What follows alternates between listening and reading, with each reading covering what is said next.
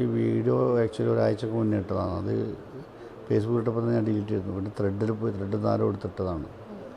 അത് പറഞ്ഞൊക്കെ വളരെ സത്യമാണ്, അതൊന്നും കളവൊന്നുമില്ല. ചതി പറ്റിയോ? അതെ, പറ്റിയിട്ടുണ്ട്. ഈ പടത്തിൽ 7 കോടി നഷ്ടമാണ്. അത് പിന്നെ 7 കോടി നഷ്ടമാണ് പടത്തിൽ. എങ്ങനെ വ്യക്തികളെന്ന് പറയാൻ സിനിമയിൽ സംഭവിച്ചു, സിനിമയിൽ ചിലവായ പൈസ ഇത്തവണ സിനിമയ്ക്ക് ചിലവാൻ പാടില്ല. കാരണം ആ സിനിമ നിങ്ങൾ കണ്ടാൽ ആര് കണ്ടാലും 7 കോടി 8 കോടി അപ്പുറം പറയുന്നില്ല. അത് ഓൾറെഡി മുന്നേ ഞാൻ ഇപ്പോൾ പരാതിയെല്ലാം കൊടുത്ത സംഭവമുണ്ട്. കണ്ണൂരൊക്കെ പരാതി കൊടുത്തിട്ടുണ്ട്, ക്രൈംബ്രാഞ്ചിനൊക്കെ കൊടുത്തിട്ടുണ്ട്. അവരൊക്കെ കൈ ഒഴിഞ്ഞു. അതെ അതെ, ഒരാഴ്ച കൊണ്ട് ഇട്ടതാണ്.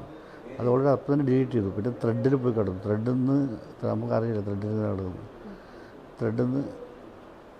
ത്രെഡിൽ നിന്ന് ആരോ എടുത്തിട്ടു. അതെ, ഒരുപാടുണ്ട്. സിനിമേൻ്റെ ബാധ്യതയുണ്ട്, ബിസിനസ്സിൻ്റെ ബാധ്യത എല്ലാം ഉണ്ട്.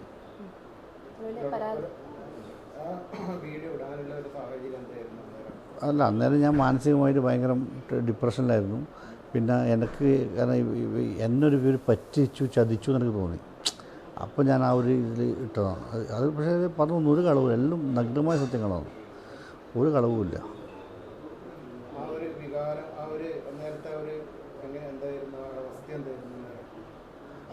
ആ വീഡിയോ ഞാൻ സത്യമായിട്ട് മരിക്കണം എന്ന് തന്നെ വിചാരിച്ചതാണ്. പക്ഷേ പിറ്റേന്ന് ഇവർ ഹോസ്പിറ്റലിൽ കൊണ്ടുപോയി രക്ഷപ്പെട്ടില്ല. ഞാൻ എന്തായാലും ഞാൻ ജീവിച്ചിരിക്കില്ല. പിറ്റേന്ന് ഇവർ ഹോസ്പിറ്റലിൽ കൊണ്ടുപോയി വിഷു ഞാൻ പിന്നെ അവിടെ അഡ്മിറ്റാക്കി.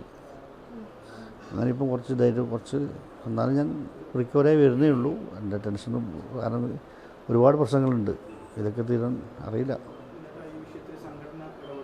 പിന്നെ പ്രൊഡ്യൂസർ അസോസിയേഷൻ വിളിച്ചിട്ടുണ്ട്, ഫെഫ്ക വിളിച്ചിട്ടുണ്ട്, എല്ലാവരും വിളിച്ചിട്ടുണ്ട്.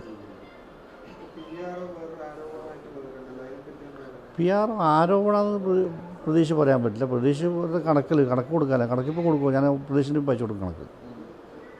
കണക്കെല്ലാം വ്യക്തമായിട്ട്, കാരണം എല്ലാം അക്കൗണ്ട് ത്രൂ പോയതല്ലേ, അതുകൊണ്ടൊന്നും പ്രശ്നമില്ല. ചതിച്ചത് ആരാന്ന് എനിക്ക് അങ്ങനെ സിനിമയിലെ ബഡ്ജറ്റാണ് ഞാൻ പറഞ്ഞത്. എനിക്ക് ആരാന്ന് പറയാൻ പറ്റില്ല. ബഡ്ജറ്റ് ഇത്ര ബഡ്ജറ്റ് സിനിമക്കായിട്ടുണ്ട്. എങ്ങനെ? ഇല്ല, ആദ്യം ബഡ്ജറ്റ് 7 കോടി, പിന്നെ 13 കോടിയാക്കി, പിന്നെ 16 കോടിയാക്കി. അതിലൊന്നും പടം നിന്നിട്ടില്ല. ഗോകുലം വന്നുകൊണ്ടാണ് നമുക്ക് സിനിമ ഇറക്കാൻ പറ്റിയത്. അല്ലെങ്കിൽ സിനിമ ഒരിക്കലും ഇറങ്ങുമായിരുന്നു. അല്ല, ഗോകുലം വന്ന് അവർക്ക് മുതലെനിക്ക് തിരിച്ച് കിട്ടിയില്ല. മുതലിന് 10-32 ലക്ഷം രൂപ കിട്ടാനുണ്ട്. എന്നാലേ പിന്നെ അവർ പ്ലസ് ഇൻട്രസ്റ്റ് വേണമെന്ന് അവർ പറഞ്ഞു. പക്ഷേ അറിയില്ല, അത് കൃഷ്ണമൂർത്തി സാറിനോട് സംസാരിച്ചാലും ഗോകുല സാർ നേരിട്ട് സംസാരിച്ചാൽ എന്തെങ്കിലും നമുക്ക് ഇടവരുമായിരിക്കും. ഞാൻ എൻ്റെ ബിസിനസ്സായിട്ട് മുന്നോട്ട് പോകണം. പിന്നെ എന്നെ ഒരുപാട് ആൾ സിനിമാ രംഗത്ത് വിളിച്ചിട്ടുണ്ട്. വേണുകുന്നംപുടി സാറ് വിളിച്ചിട്ടുണ്ട്, ധൈര്യമായിട്ടിരിക്കും. അയാളെ കഴിഞ്ഞ ആനന്ദ് ശ്രീവാല പോലും അഭിലാഷ് ചെയ്ത പാടാണ്, അത് നഷ്ടത്തിലാണ്. ഒരുപാട് ആൾക്കാരെന്നെ വിളിച്ചിട്ടുണ്ട്. ടൈൽ മേഖലയിൽ ഭയങ്കര ഇല്ല, ബിസിനസ് വളരെ മോശം. അത് നല്ല അടിപൊളി, ഒന്ന് റീസ്റ്റാർട്ട് ചെയ്യണം. ആവും, തിരിച്ചു വരും.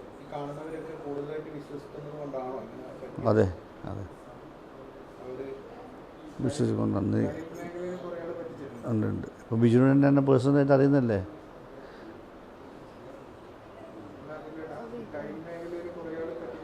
ടൈൽ മേഖല കുറേ ദുബായിൽ, ആഫ്രിക്കയിലെല്ലാം കുറേ ആൾ പറ്റിച്ചിട്ടുണ്ട്.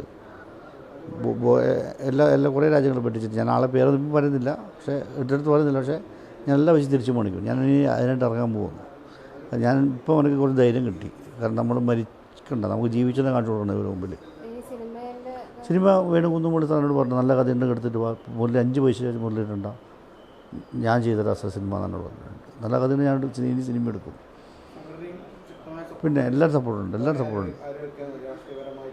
രാഷ്ട്രീയപരമായിട്ട് തന്നെ പിന്നെ ജെയിംസായിട്ട് ഇവിടെ ഉണ്ട്, കണ്ടില്ലേ. പിന്നെ ഷംസീർ എംഎൽഎ വിളിച്ചിരുന്നു. പിന്നെ ഏരിയ സെക്രട്ടറി സന്തോഷായിട്ടും വിളിച്ചിരുന്നു, ബാലശാട്ടും വിളിച്ചിരുന്നു. ലോക്കൽ എല്ലാവരും വിളിച്ചിരുന്നു. പിന്നെ എല്ലാ പാർട്ടിക്കാരും എനിക്ക് സപ്പോർട്ട്. ഞാനിപ്പോൾ ഒരു കമ്മ്യൂണിസ്റ്റ് പാർട്ടി വിശ്വാസിയാണെങ്കിലും എൻ്റെ എല്ലാ പാർട്ടിക്കാർക്കും എന്നെ ഇഷ്ടമാണ്. ഞാൻ എല്ലാ പാർട്ടിക്കാരും ഞാൻ നല്ല ബന്ധമാണ്.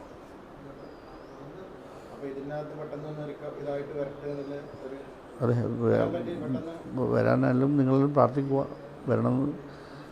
കാരണം പിന്നെ ഒരുപാട് നല്ല ആൾക്കാരുണ്ട് സിനിമയിൽ.